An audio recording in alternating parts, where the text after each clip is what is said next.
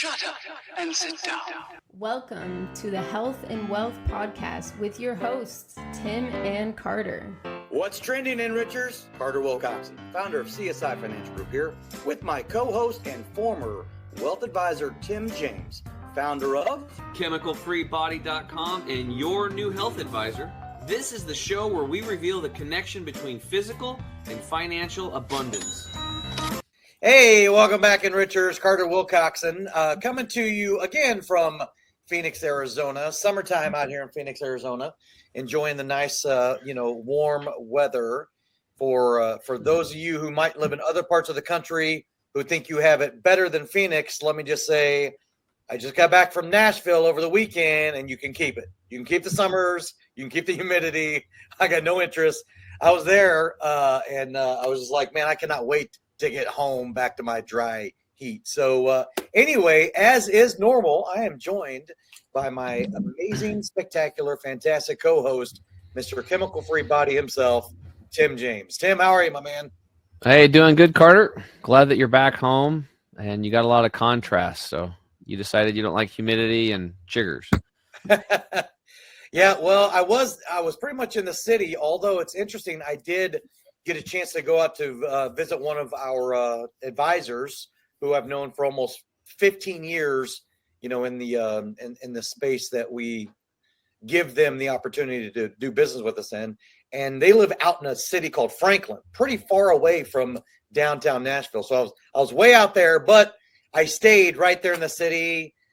If any of you enrichers are listening, if you have never been to Broadway in Nashville, it's a must. It was my first time. It was so much fun. But as far as the weather goes, I'm like, I don't even know how you can handle that. Of course, most of the enrichers know I'm a golfer. So that all I thought to myself was, I couldn't play golf in this. Well, you just have to change your attire, I guess. You need to get one of them big hats with the fans on them and the misters. And yeah, maybe change attire multiple times during that round. But yeah, lots of sweating. But it's like a perpetual sauna out there in the summertime. Yeah, and you just get used to it. I mean, you grow up in that environment. You're just used to it. People get used to their environments, I know. Well, I moved out here 26 years ago from Kansas City, born and raised in Little Rock, Arkansas. Right, so I know all about it. It's just when you've been acclimated to your surroundings as long as I have, I guess that kind of sort of happens. But interestingly enough, we are coming into a hurricane that's getting ready to hit, and we are joined by our guest today, who is battening down the hatches, so to speak, in Jacksonville, Florida. Not really, based on the conversation we had pre-show and everything, but I want to go ahead and welcome in our guest today, Cheryl Canzanella. Cheryl, how are you doing? Doing great, aside from a hurricane coming, but nothing new for us, so we're ready for it. Yeah. You got to give us a break about that humid heat. This is probably one of the worst summers and high heat that we've had in a long time. Yeah, well, we really are, honored to be able to have you on here today, and we're going to be talking about some fairly serious stuff today. You are in the financial services business, but some of the things that we were introduced and on LinkedIn about that was the connectivity for the two of us is some things that we're going to be talking about today. But we really are honored to have you join us on the show today. Thank you. And thank you for having me. Absolutely. Our pleasure. So, well, hey, enrichers, as I just alluded to, we are getting ready to get into that probably more in the second segment. However, I want to go ahead, as is normal, and take Cheryl back to her beginning on the influencers or things that happened along the way that brought her into the financial services, generally speaking, in the first place. So Cheryl, what was it about, the financial services that originally had your interest, piqued your interest? And what were some of the things that led you to this path? It was a job. I was 19, so I had no idea what a stock or bond was, and kind of fell into the industry. It wasn't something that was on my checklist out of school saying, hey, this is what I want to do. It just kind of fell into my lap, and an opportunity opened up to get securities licensed. I worked for a company called Merrill Lynch, and had an opportunity to understand kind of stocks and bonds background, but understand the insurance side of the business as well. And that kind of opened up a whole list of opportunities outside of, just sales. I've had an opportunity to work on the compliance side, internal sales, external sales. I had an opportunity to recruit new young talent into the business. And that's kind of opened up the doors, which led me to where I am today. I actually work for, I wear a couple of different hats. I have my own insurance company, but I also work for Movement Mortgage, and I work on the retirement side. So I connect the dots between the financial planning world and in the mortgage industry and reverse mortgages. Nice. Awesome. So now here you are, you're 19 years old, have no idea what you're going to do in the future. But when you say you stumbled upon it, like, did somebody go, hey, you would be good at this? Or I'm just curious, how did you stumble, quote unquote, onto, into the Merrill Lynch world?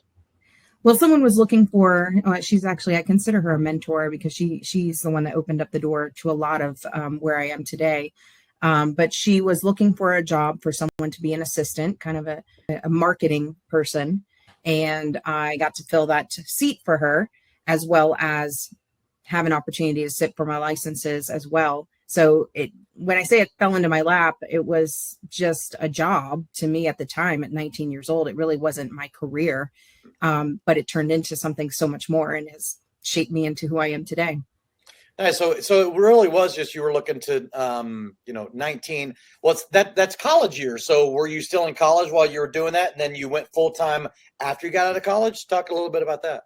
Yeah, actually, I was very fortunate. I was going to a university that took credits. It gave me college credits, so I was able to get my securities license, my Series 6 at the time, which was the first license that I achieved. My insurance license, and they gave me college credit towards graduating by having the work experience as well. So yeah, I was working full time and going to school full time, and made my way through college with my experience working at Merrill Lynch. Nice. Now you're in Jacksonville, Florida now. Is that where you were going to school then, or was that somewhere different in the United States? No, I grew up in Palm Beach, so Floridian. But Jacksonville is at the time where I came while working for Merrill Lynch. They have a campus up here, and had an opportunity to get involved with the company, get promoted, and work at the campus here in Jacksonville, and went back to Palm Beach after Merrill Lynch. But it kind of opened up the door for a lot, including my personal life and where I live now. Gotcha. So when you first started there, you're just basically administration. Is that right? You're, answering phones and being a gopher. Is that what it was to start with? And then you got interested in more of the financial planning side of the equation?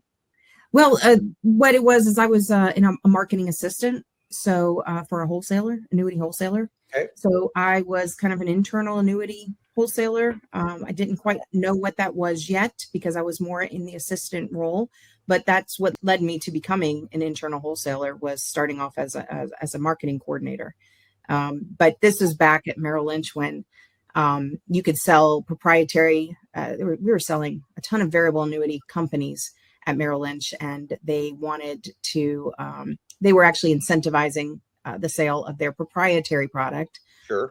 So this is a time when you were throwing darts at a wall, and you were making money with the stock market. So variable annuities really weren't all that sexy at the time. So it was a challenge to get people insurance licensed with a lot of these stock guys that really weren't into the insurance products. And it wasn't long after is when variable annuities really started to make their mark on the map.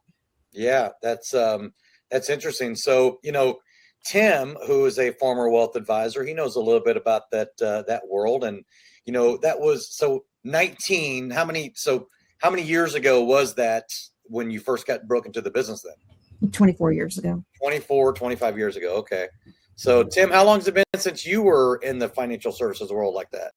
The past doesn't exist. I only live in the present moment. Oh, I forgot about that. I forgot. You're just present now. You don't. Yeah. When was it? Like 2009, I think, is when I got in. Oh, what Is that time right? in there? Yeah, 2000. Yeah, 2009. Right. I just waited till everything fumbled and I start over. Yeah. That's Yeah, well, awesome. I was in right before the .com era, so they weren't. No one was sure what was going to happen with when we moved over to the year 2000. The whole So Y2K thing, right? Y2K, that's right. It's So all that coming down. it was going to crash anyway, right? Fear. Everything's always fear.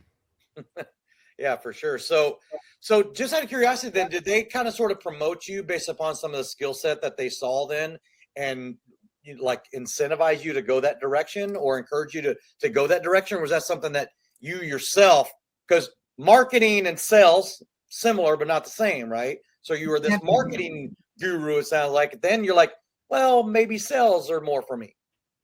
Well, my mentor, her name is Suzanne Norman. She worked for Merrill Lynch for a long time, and she was the one that encouraged me to get licensed, encouraged me to, get exposed to as much as I could. And the company was actually taking all of the annuity marketing coordinators at the time and consolidating them into one location in Jacksonville. So I was one of two that took that leap. And I have to believe that was because I was licensed. And because of the encouragement that she gave me, but that gave me a taste of sales. Being on the phones, encouraging other people to sell. It was still based on what the advisor was producing and how I would be compensated. So I wasn't really in control of sales, but it was pretty intimidating to see advisors start in this business and fail. I mean, there were so many. They'd come on. It was like a revolving door. They'd come in and you'd have to have a network of people that, high net worth. I think at that time it was like you had to have a household that had at least, 150,000, or maybe it was 500,000 or something like that. Otherwise that they, you wouldn't get credit for it. So I was a little intimidated to get into the sales portion of things. So it didn't happen overnight. So it took me gradual steps to get into full on, running my own business, but that was definitely a taste. So you did that, and then from there, you left Merrill Lynch around when, and then what was the next stepping stone for you? I was with Merrill for 5.5 years, and then I had had an opportunity to work with someone else who brought me on. She took me under her wing. Her name is Tony Harris, and I went to work for a company called Valak. And I had an opportunity to work with the sheriff's office in Palm Beach County and a couple of other groups. So again, they were giving you an opportunity. All you had to do was, walk through the door, extend your hand and shake a hand and create a relationship, and then, follow the steps. So they opened up that door for me. And so I worked with Valak, and I did pretty well in excelling until, things started shifting. And my biggest group that I had was basically the sheriff went from like 3 or 4 different providers to one, and we weren't that provider. So just like that, my clients were taken. Wow. Oh, that sucks. Yeah. And then, so now you're going with the ebbs and flows and the ups and downs of, the financial services world, and living in that eat what you kill kind of a mentality, right? So what was the next pivot after that then from there? Well, I went into compliance. I thought maybe I'd climb the corporate ladder, and I figured once I started doing that, I was a nice compliance lady. I got securities, the 24 supervisory licenses. Okay. But I realized that was going to take me a long time to climb that corporate ladder. And I really liked and enjoyed the relationship part of the business. So got into some recruiting, which ultimately led me into the last 10 years. I was with a company called Mass Mutual in their brokerage. And I had the opportunity to make hundreds of relationships. And this is where, work started to become personal, because I made a lot of friendships in being in brokerage. So my role was kind of like a wholesaler, but I was marketing an entire insurance product lineup to hundreds of people outside of Mass Mutual that wanted to sell our products. And that's where I really got a taste of having and operating your own business, and really, I only eat if I, what I kill, so I was I was out there hustling as much as I could to make sure if my advisors were producing, I was producing. If they weren't, I wasn't. Yeah. So it made sense for me to support them and to make sure that they were getting the right strategies that they needed for their business and to excel in order for my business to excel. Gotcha. So now, so you had mentioned earlier that you were full-time working and full-time going to college. Where did you go to college? Was it any kind of a specialized school that, had like a good, business program or anything like that? Or was it just something that was location-wise convenient? Palm Beach Atlantic University. It was convenient because they had a cohort at night. So I would join a specific group of people and we kind of go from class to class to class together. So we had an opportunity to, many of us, if that had work experience, had an opportunity to get credit towards a degree. So I received a bachelor's degree in organizational management. Gotcha. Okay. All right. So now that you're where those 10 years that you were doing that, is this like the most recent pivot where you're at today now, or is there another gap between what you're doing currently and that?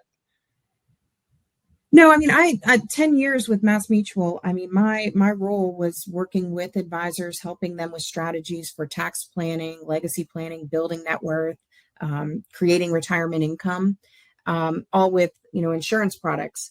And I was with an organization annual meeting with a group called NAIFA, National Association of Insurance and Financial Advisors. Yep. A lot of our enrichers that are listening, they're members, as am I, a member of NAIFA. So yes. Great job. And of course, we advocate for our industry, so it's important to be a member.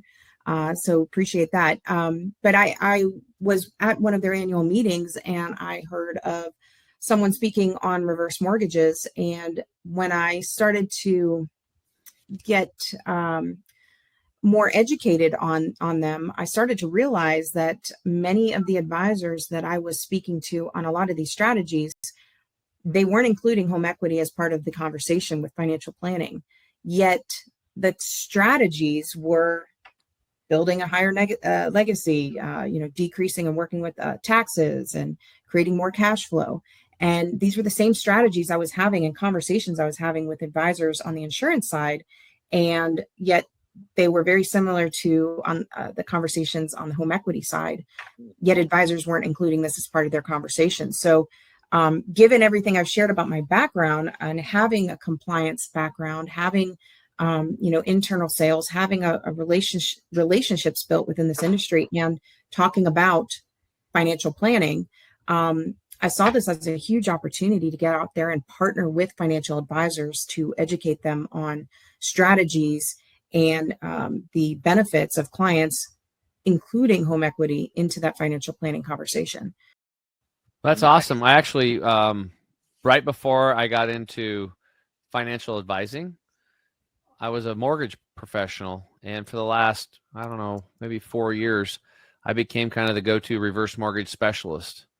And I was teaching these classes free, and I would send out these 10,000 mailers and go to some local place where old people like to eat, basically, and have these seminars, with 25 to 50 people. And you'd feed them and then educate them on reverse mortgages. And I started talking to financial advisors about it, and they were just very closed down on it. So I just started, every time I had a seminar, I invited a financial advisor. I said, come have a free meal. I want you to come hear about this. And then they got to see me as the expert, but then they got really educated. Every single time afterwards, like, dude, I had no idea that reverse mortgages was like this. What a great financial tool. I had no idea. And then boom, I was like instant go-to. And then the people that were selling long-term healthcare insurance, I became their best friend, because a lot of times when people wanted it was when their health was too bad, or it was they couldn't afford it. But with a reverse mortgage, they could afford to get it. So their garbage, they were throwing these people away. I could turn that back into gold and get them back to them to get what they came to them originally for. So yeah, it was a great financial tool, and just a lot of misconceptions out there with that. Yeah, a lot of misconceptions. And today there's a lot of protections put in place for seniors. So a lot of the misconceptions are from back in the day when things were not, there weren't as many protections in place. So there were people being put into maybe reverse mortgages that shouldn't have been there. Maybe they couldn't pay their property taxes or keep up with their insurance. Maybe a spouse was taken off the title in order to actually implement the strategy. Today, you wouldn't see any of that. There's so many protections put in place with the right reverse mortgage, like HECM, where it's probably one of the most scrutinized loans out there, and rightfully so. But I think with financial advisors, I think they're coming around now more so than they have in the past. And they're becoming more open to talking about it. Compliance had a big, it's kind of like this, not allowed to talk about reverse mortgages, and then you get flagged. And if you had something in your email, they pull that right away and give you a talking to. But the reality is we're not, opening up the use of equity to purchase an investment or an annuity. That's simply not what we're talking about. Yeah, exactly. Yeah.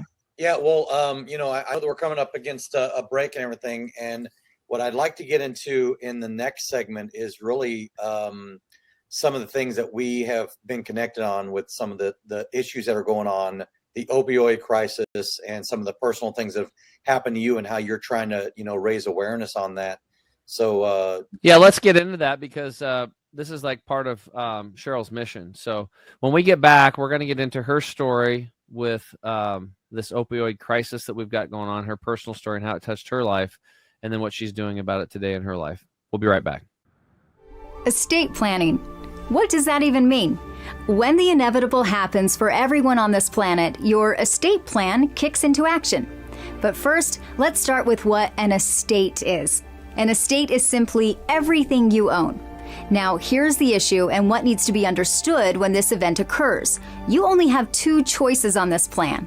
Number one, either you plan how your estate gets handed out and distributed to those you leave behind. Or number two, your state decides who gets everything you own.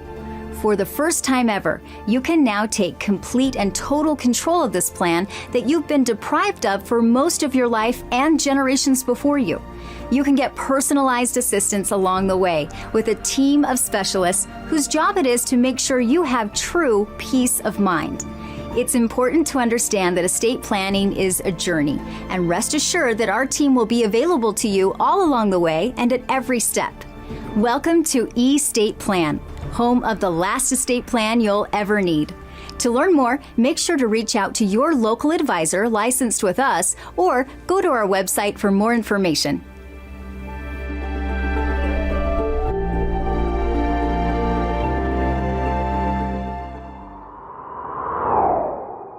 What's up, Enrichers? Tim James here. I'm back with my co-host Carter Wilcoxon.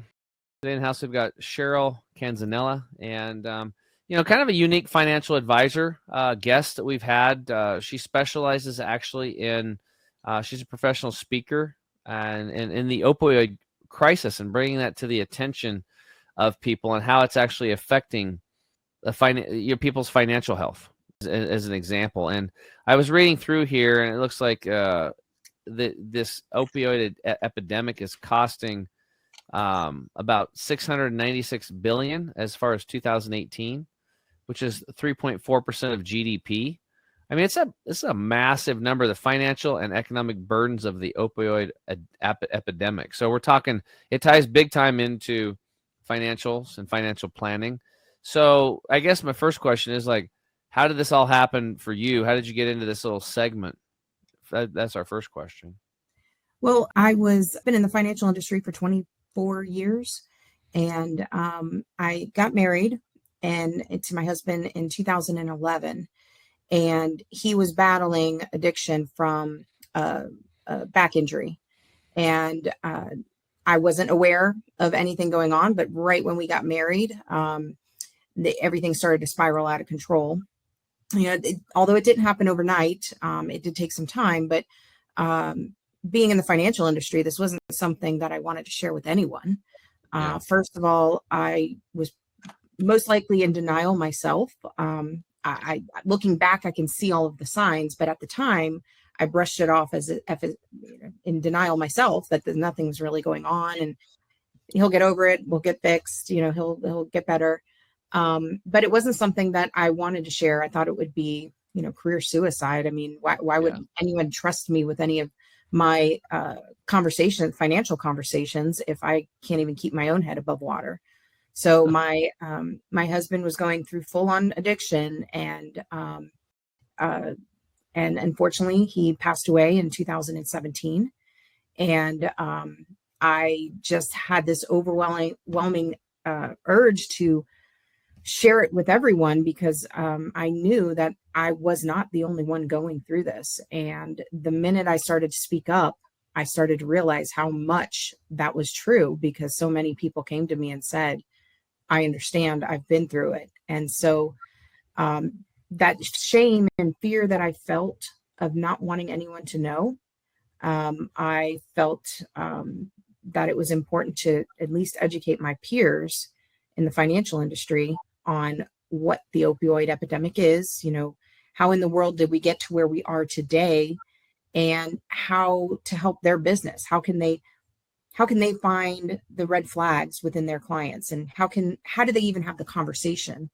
And then what kind of financial strategies does that mean for them? So when I started to put all this together, I realized that our industry, it's not that we're talking about addiction is anything new, because it's not. But this opioid epidemic is hurting thousands, hundreds of thousands of people. And it's very likely that your client is someone like me, who was fearful and shameful to even talk about it.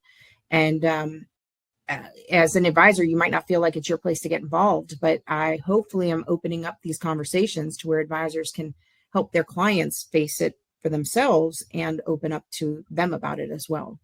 Well, absolutely. They should be talking about it, because it affects finances. And that's what people are there to get help for. It's just like, I remember, when we would do meetings, like we were the ones that were pushing people to get their trusts in place, right? And then, and that took some work. And then we'd have to set them up and connect them. And then let's say they get their trust in place. And it was like, okay, now you need to go review your trust annually, right? And you got to go meet with your, your attorney or whatever. Now, Carter has it all set up so you can do it via the phone and Zoom, and it's super easy and stuff like that with his system. But the point is that, like, what if it's almost like, well, during that review, as an example, it's like, okay, you have a daughter, she marries this guy, and the guy ends up being some type of a loser, or he's an alcoholic or a drug addict for whatever reason, whether it was prescription drugs or he's doing heroin or whatever. You might want to, you might want to change that so the money goes to her specifically, or it skips and goes to the kids, like, because if something happens to her, then he's running the money. You know what I mean? Or maybe you have a brother, or your son and a daughter, and then the son, he has some major issues going on. Maybe he gets crippled up in a car accident and he's dysfunctional, and he's on kind of like, he just can't really do much anymore. His brain's not working. He's just kind of messed up. He's probably not going to be the executor of the state anymore, and special things are going to. It's the same thing with this opiate stuff. It literally overwhelms people. And the sad thing is like, it's being prescribed and it's not being talked about. I've actually dealt with this personally myself.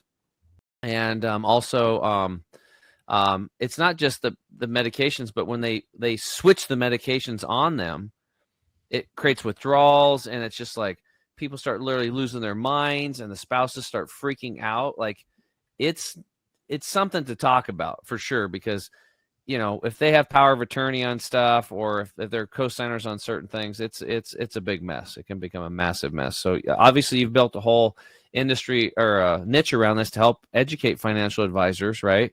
To some of the downsides and what you can do pre-planning before something like that does happen, or if people are in the middle of it, what the other person can do. Yeah. And you mentioned, trust. If you don't have a trust set up, so if you're not talking to your advisor, or not sharing this information, how does your advisor know how to set up the trust? How do they know how to work with the estate planning attorney? Or how do they know what kind of language to put into that trust? Here's the thing. If that son had passed away instead of going through that disability, and he had if the parents passed away, and that son maybe didn't have a disability, but now you don't have the proper language set up in the trust, it's not about protecting the assets at that point. It's about saving a life, because if he has his hands on money, anything can happen at that point, and it's probably not going to be good what he uses that money for. So Yeah. there's so many different levels here, but advisors don't feel like it's their place to get involved, and they don't feel like it's their place to open up that conversation, because they're not a doctor, they're not, rescue, they're not first responder. And so they feel like it's not their place to get involved. But ultimately, if they don't talk about it and they don't bring it to light, those are very things that can absolutely happen. Yeah, well, I can just say that, working with the advisors, and of course we teach and train this, across the country on advisors on how to become, good estate planning advocates, and understanding that really the vast majority of these clients are expecting their advisor to advise them, right? Advisors might be afraid of certain things, but clients' expectations are that advisors are supposed to be this quarterback of a team of people that they can help. Because guess what? They're not going to just, right, wrong, or indifferent, households aren't just going to pick up the phone as a rule and go, especially in the mass affluent demographic, right? Which is one of the most underserved demographics, in the financial services arena, which is why it's also a great opportunity. But they don't like attorneys, so they're not going to pick up the phone and call an attorney to do stuff. So they'll continue to procrastinate. But they have an advisor that's in their life, whether that's a financial advisor, a planner, an insurance advisor, someone that deals in some of these, solutions, right? Whether they're insurance solutions or reverse mortgage solutions or whatever the case may be. But they need to feel like that there's someone they can turn to help them in all of these different areas. And if you could be the centerpiece, or what I like to call the personal CFO of a household, well, you're going to surround yourself with a team of people that you might not know everything, but you want to be the first point of contact for the household, so that you can then coordinate between your team that you've got surrounding you to help these households out in all of these different areas. So you don't have to feel like you're talking about everything, but you want to get at least a general understanding of what's going on. And the best, fastest way to do that is to be that estate planning advocate and conduit to get all that type of work done. And that's really what we specialize in, is becoming that solution for advisors who don't really know where they turn to get that stuff done, right? So they're scared of it. They, hands off or whatever. But I can promise you, those mass affluent households that, they have $800,000, well, they need their help more than someone who has $80 million, I think, personally, right? And those spendthrifts that are going to happen from the kids, now we're talking kids. I'm, 51 years old, right? We're talking to these households who are 70, 75. Well, guess what? Their kids are in their 50s primarily, right? But those are the ones that are having some of these challenges, with substance abuse, no matter what that might be. So they need to feel like they've got someone that can, help guide them on what's the proper way for things to be distributed. And that all starts with education, right? If you can educate them, what we call delivering the 3 E's, where you educate, enlighten, and empower these households by taking, by going through a process that can address these concerns that happen when they're no longer here, right? You just got through talking about it. We know that statistically speaking, it's the saying of shirt sleeves in 3 generations, right? One generation creates the wealth, the next generation inherits the wealth, the third generation is back to working again because all that money's gone. So you have to properly plan, and you have to keep these assets, and you can't do anything any better than you can with having a trust, right? That becomes irrevocable once the grantors pass away. But that is the optimal way to protect these kids or grandkids, whatever the case may be, from themselves. And it's important to get to that point is you've got to bring it to light. And how do you do that without offending somebody? How do you do that with someone who is in denial themselves on what's going on? And I think that the more I can educate and raise awareness will help advisors with that conversation, so they can be that conduit, they can be that trusted advisor, so they can share this information. I think the mass affluent, they have the means to probably cover this under the rug than probably Main Street client. But that doesn't make them immune to addiction. And I think that's where advisors don't think, well, that's not my client. Those aren't my clients. My clients are not the ones out on the street. My clients are not the ones, begging for money. And that's true. Most of us don't work with the destitute. But, and as much as we want to work with the rich and famous, the reality is the rich and famous are failing at, being able to get through this. And they're the ones losing the battle too. And they've got all the money in the world. They can take trips for years at a time and not have to worry about putting food on the table or keeping the lights on in a business. So the reality is it's our clients. I don't care what your target market is, that your clients are being affected by this. And reality is, if you're working with business owners, 75% of business owners have said that they've been impacted by the opioid epidemic. 75%. I think that number is way underreported, because I think, again, just like us as individuals, business owners may not know how much it's really they're impacted from this, but 75% is a pretty large number. And when you think of every day, we've got millions of Americans that are on prescriptions, pain prescription pills. And it's every day that we have hundreds of people that are dying from overdose involving opioids. I mean, the number of people dying from overdose, 75% involve opioids. And I think that is a major impact. And that's a major reason why we have to talk with our financial advisors. Advisors have to be aware about this and be able to have the conversation with clients. Yeah. So, 75% of business owners are affected. And if you think about that, right, if they have employees, and then the employees have families. And so, I mean, it trickles. It's everybody. Yeah. It's everybody can be affected with that. And, I come from a long line of substance abusers. Your story is similar to mine in that I wanted to kind of just not, tell the world about some of the challenges that I had growing up. Right. Like I used to hide from the fact of, my dad in prison, 7 times and stuff like that. Of course, now it's just like, that's my makeup. That's why I do what I do. Right. It's where I came from. And, it doesn't do any good to hide from that. It's much better, I feel, to encourage yourself to be, genuine. Right. You're Sounds like a country song, Carter. 7 times in prison. Yeah, right. Well, I think, Tim, we need to work on the lyrics for that pretty soon, right? But yeah, that's one of those things that I've had to deal with my life, right? I mean, my dad was, addicted, and then, my aunt basically drank herself to death. And I've had so many family members that have been substance abusers. And I got to say, I'm so proud of my brother, who, my younger brother, going to be 50 in October. Shout out to Curtis.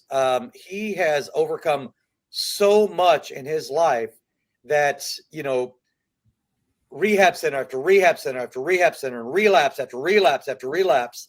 And now he's an over-the-road truck driver. And, he just got through 1 year of sobriety, which is the longest he's had of sobriety, I think, since he was like maybe 12 years old or something like that, which is, it's nuts to me. But I've been very encouraging for him. And before, where I used to, be very self-protective of my family and everything, I just made the determination I was going to try to encourage him, not enable him. Right. And that's, I think, the biggest problems that most families have, is that they don't know how to balance between being encouraging and being an enabler. Right. Just my own personal opinion on this, but I wanted to be more encouraging to him. And I can remember as he was getting closer and closer and closer. Now, because I've talked so much about it, and I go, hey, pick up the phone anytime you're having a problem, you're struggling, whatever, pick up your phone and call your big brother, right? I will be better for you than anybody else that you can talk to. I promise you. So he'll call me, and he just called me not too long ago, and he was getting to the point where he was getting really close to that 1 year. And I finally had to say to him, I said, Curtis, the 1 year isn't like, okay, now I'm there. If you look at it like that, you're going to get to that 1 year and you're going to like, okay, now I can fail because I got to that 1 year. No, you have to look at it like, this is just my life moving forward. Is it nice to have a milestone that you had 1 year? Sure. But the problem is, if you're looking to achieve this thing And the closer you get, the more difficult it's starting to become. It's because you're thinking of the 1 year clean thing. And because of that, once you get there, now you let your guard down and you're no longer thinking about what you do day to day. Tim, you talked about it earlier, right? There is no past. There's no future. There's just the present. That's all you can live in. And that's all you can focus on. And I think having that conversation with him helped him to get easier to get, because I'm like, now, like, look, it's not like 1 year and a day, 1 year and 2 days. It's like every day, this is just your life moving forward, and stay more present, and don't worry about the past. Don't worry about the future, and just do what you can control today. So anyway, I just wanted to, share a little bit of the fact that I've been directly affected. I'm a business owner. I'm part of that 75% with not necessarily specifically opioids, but definitely with substance abuse. Well, it's definitely a big thing out there. So let's do this, guys. We'll take another break. When we get back, we'll wrap up on find out what Cheryl's doing to help these people and to help the financial advisors get through their minds and the societal conditioning so they can actually help their clients preserve their wealth and grow their capital during these tough times with these opiate addictions and how they're affecting everybody. We'll be right back.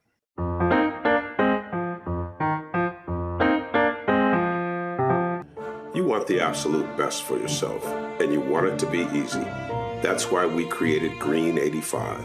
It helps with detoxifying the body gently. We're proud it's chemical-free, unlike almost all other supplements you'll find. Bottom line, Green 85 will get you healthier. We look forward to hearing what Green 85 did for you.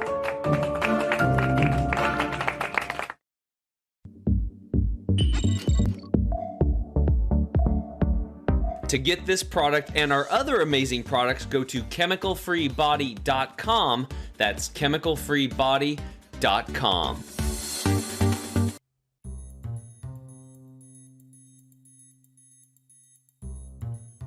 What's up, Enrichers? Tim James here.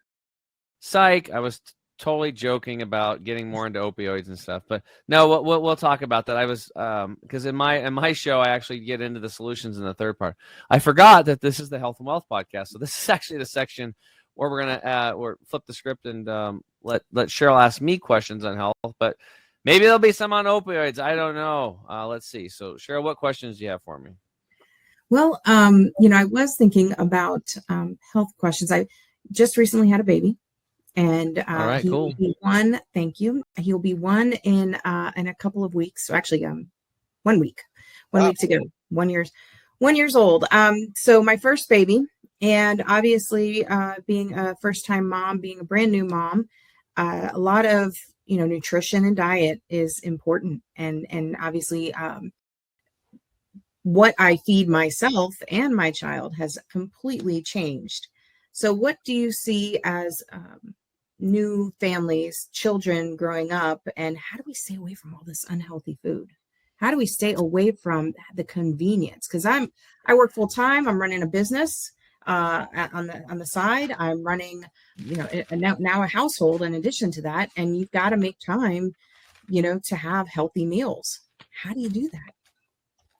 Well, first off, you have to get educated a little bit, and so if you realize the pain and suffering that comes with processed foods and these easy foods, I'll just give you an example. So I'm glad you brought this up because it's so crazy, like the synchronicities, because one of our coaches is pregnant. She's 8 months pregnant. And I'm like, we need to start helping these young mothers. So she's going to start doing some little short videos and putting them on Instagram and stuff like that. We want to start educating because it's mothers. They're like, well, I talked to so many women. They're just like, yeah, whatever. Then they get pregnant and all of a sudden it's like, whoop, everything changes. Like, oh, I'm getting healthy and I got the baby. So it's not about them anymore, right? So let's put this into context. It's going to blow your mind. So I always talk about life expectancy charts in the United States and how around 1984, the United States started sidelining. Our life expectancy stopped growing like it was with all the other industrialized nations. And then what was really interesting is I talked to Dr. Joan Iflin today. She's a processed food expert. And she said she goes, Tim, you're not going to believe this, but Philip Morris, through 1983 to 1985, the cigarette addiction company purchased Kraft, Nabisco, and General Foods. and they took their cigarette addiction business model and literally took it right over to the food industry and built the exact same model around food. Because what was happening was like they were marketing, because they have a 5-step process. And it's number one was it has to be affordable, so we got to make sure it's affordable for people. Number two, it has to be really good advertising. They're really good at doing that. Number three was availability. We have to make sure that it's everywhere and people can get it. And then the fourth one of the 5 was the scary one, was like young age. That's where the A comes from, of onset, young age. So they wanted to be able to get to people for addiction of these foods early, right? And just like they were doing with cigarettes, but they kind of got stopped with cigarettes because you remember Joe Camel, and they had the little cartoon character for kids, and they literally got stopped doing that. And so, but with foods, they can do it all day long. Happy Meals, all this other BS, the cartoon characters on the cereals and stuff like that.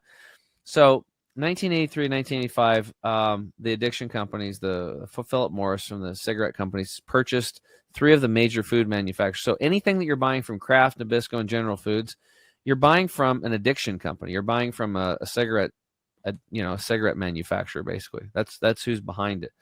And they're very good. They use system science, and they have system scientists, and they understand that you have 4 different methods in your brain's receptors that you can get addicted to. There's the CBD receptors. There's the dopamine receptor. There's 4 of them, right? So, and what ends up happening, and then you also have this thing called, it's built into you that's really crazy. So it's like back in the day, long time ago, we're cave people, right? You couldn't live by yourself. I always talk about this, like we are part of a colony, like an ant. If an ant strays, the ant dies. But if the ant stays with the colony, the colony becomes the organism. So human beings were tribal. That's the only way we could stay alive, because we didn't have big fangs and claws and we couldn't run that fast. We had to stay together as a tribe so that we could make our food, find food together, not get killed all the time, raise our children together. It was tribal, right? So deep into our DNA, we're programmed to be together and fit in. That's the key, fit in. So this is why, just like smoking cigarettes, hey, come on over here, Charlie, you're talking to your friends, you try to do it, even though it makes you gag in the beginning, you want to throw up. You do it because you want to fit in. Just like it is today, eating cheese and crackers from Nabisco or whatever, as an example, right? Because you want to fit in with everybody else. There's a deep physiological need that's built on thousands of years of evolution that we need to fit in. And so we have that going against us. We have those 4 receptor sites in our brains going against us. And these processed foods are hitting on all 4 of these receptor sites, and you want to fit in. So it's like what Dr. Jones said, and I've said it before too. It's like it's not your fault that you're addicted to these foods and you can't get off of them. There's so many things going against you. You're completely completed.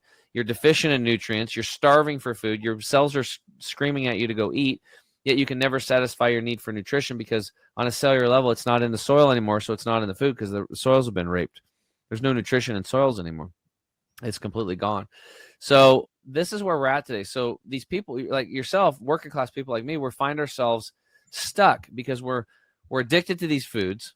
Our children are now getting addicted to them as well at younger ages. And that's why 83% of us are overweight, obese, or morbidly obese. It has become the new normal, and people are wanting to fit into that because of that biological programming. So you can see how deep this stuff runs. And Philip Morris, running these food companies, knows this. So it's all set up. It's all set up for you to fail. Now, our job, I believe, my job is to bring awareness to this and start educating people. And our product line actually helps people to start detoxing, nutrifying the body, getting the energy back and the mental clarity back so they can go through that process. And that detox is not so rough, right? Getting off of these foods. When I went to Hippocrates Wellness Center back in 2011, the director there said, look, he goes, I'm just a recovering food addict, and I always will be. So you're either a food addict or a recovering food addict with these processed foods, because once they hijack your brain and those pathways, it's no different than an opioid addiction. It's like no different. It's the same. There's the same processes and pathways are happening. So think about that. Food it's the new drug. It's the biggest dope out there, but nobody wants to talk about it because it's like they have this ego and well, it can't, and no, they don't want to talk about their own shortcomings and whatever. They don't realize like I'm addicted to food. So it's not really addiction per se. I mean, it is, but people don't respond well to addiction because they don't correlate addiction and their foods to that. Most people don't, but they can associate their cravings. They have severe cravings for these foods, and these cravings will drive them to do what I do, like swerve across 2 lanes of traffic to get banana nut loaf bread at Starbucks, as an example, because of a last minute thought. Starbucks, ding, ding, ding. And it's interesting, certain people that you hang around, you've actually programmed those cravings to those people. So there's all this deep programming that's going on. So as a young mother, and you have this young child and you want to help them, you have to understand this deep level of programming and engineering that's been done to the processed foods. So one thing you might want to think about is like, there are no coupons for real food. So any food that has a coupon is definitely something to stay away from, right? And so if you want to be healthy, you and your child are actually from nature, right? Your body's made of water. You find that in nature. Your bones are minerals. You find that in nature. And when you die, you'll break back down into the soil, right? So we are from this planet. The reason why people are overweight, they have all these issues. Their children have tons of throat, nose, and ear infections. It's all the disconnection from nature. It's the disconnection from fresh foods, from living foods, living bacterium, things that we're supposed to be ingesting all the time from this deep, rich soil. So if you want to have a really healthy child and make your motherhood a blessing rather than a curse, because if you're not healthy yourself, you're not going to have the energy to run your business, take care of your child, manage the husband, all these things that you have to do. But also your child will be sickly, and you're going to be up not getting good sleep, and the child's not going to be getting good sleep, and lots more doctor's visits. This is what's happening today. One study showed, it was a French study, it was done quite a while back, that children that had 0 pets versus children with pets that were indoor pets versus children with pets that went outside. And what they found out was the kids that had the pets that went outside and brought those bacterium back into the house, 47% less throat, nose, and ear infections, as an example. So nature's the answer. We have to get you and your child outside.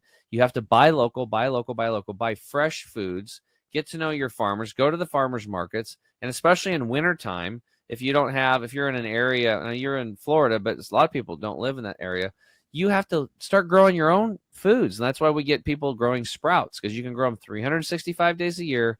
It's nature's finest medicine right on your countertop. Kids love doing it. Get them addicted to that and get them addicted to nature, because they're programmed for nature, because they are nature. And so all of our issues are the disconnection from nature, and all of our solutions are coming back to nature. It's always an inside game. Yeah, what I hear you saying is we have to be strategic, just like we would in our financial life, as well as our health and our personal life. But kind of like put your mask on before you put, the child's mask on. You got to make sure you're healthy first, right? That's kind of where I hear you saying. It's like, make sure you're healthy first. And it just becomes so, you're right. They make it so convenient. They make it so, it sounds just like big pharma when I'm talking about opioids. I mean, it's that addiction. They make it very easy for you to have access to this. And funny you say that the companies were buying out. Those same companies just went through just recently, big buyout of what we would consider the other healthy companies. I don't know the names off the top of my head, but you can probably do a quick search and find them. And there's a lot of the Kraft and the bigger companies, like you mentioned, going after what we would deem to be healthy companies. Yeah, because shelf space is very valuable real estate, and they want their crap on there. They want you addicted to it. They want your children addicted to it at an early age. And that feeds into the medical industry, which is also broken, except for crisis care, ER and that kind of stuff. They excel. So dairy products have casomorphine in them, a tremendous amount. Glutens have a glutomorphine. So if you know what morphine is, it's a drug. And this is why processed foods are so addictive, right? And stuff like this. So it's kind of common sense. I mean, I have to educate people on all this stuff, and they realize, wow, there's these companies care zero about us. And the engineers in there are thinking, isn't it cool that we can do this? We can literally hijack their brain, and they're forced to buy our product and they don't even know it. It's like, and they have a process. It's a system science. There's a 5-step process here. It's affordable. They're good at advertising, availability, and they get people at a young age. I didn't write the fifth one down, but those are the 4 of the 5, and that should be enough. And so if you're having, and we've seen this thousands and thousands of times where we help people reduce their stress, get the toxic chemicals out of their body and out of their cells, and then flood their body with living nutrition, they come back to life. And I'll tell you, I knew a kid. He was called the Raw Baby. His name was Charles, and he was the son of a sous chef that I met at Hippocrates Wellness Center. Her name was Kelly, and Kelly had never fed him cooked food. He'd never had cooked food, and he never had anything processed. And year after year after year, the doctor kept saying, "This is the healthiest child I've ever seen in my whole entire pediatric practice." He ate natural living foods and raw foods that were available. Yeah, he had sugar, but if he had sugar, it was because he had a date or a fig, right? There was nothing processed. So, and think about how much money Kelly saved on doctor's visits. They never went. They went to the checkups, and the guy's like, "This is the healthiest kid I've ever seen in my whole career." That was every year. The healthiest kid I've ever seen. And he was the nicest, smiliest little kid. Slept through the night. No throat, nose, and ears infections, none of that stuff. And so if you have the goal here, it should be about boosting your immune system and boosting your child's immune system. So for you as a mother, Mama Bear is not told by Baby Bear what to do. Give me chicken nuggets, give me fries. Well, you gave them to them in the first place. If you start with that stuff now and you get a phone in their hand, you're screwed as a parent. You're screwing yourself up. You're going to make your life very difficult, and your child is going to have a much lower statistical chance that they're going to be a productive member of society. But if Mama Bear takes care of herself and she makes her health a priority no matter what, and she teaches Baby Bear how to sprout, how to juice, and the difference between processed foods, and then why you have to look out for that. Just like look at it like a big male bear in the forest. Like, he's going to kill you and me. We got to stay away from him. It's the same thing with processed foods, toxic foods, chemicals, and all that kind of stuff. Just like you would tell your child, don't stay away from the cliff. Don't put your hand on the hot stove burner. You're going to burn yourself. And do not eat these processed foods. That's where I would start.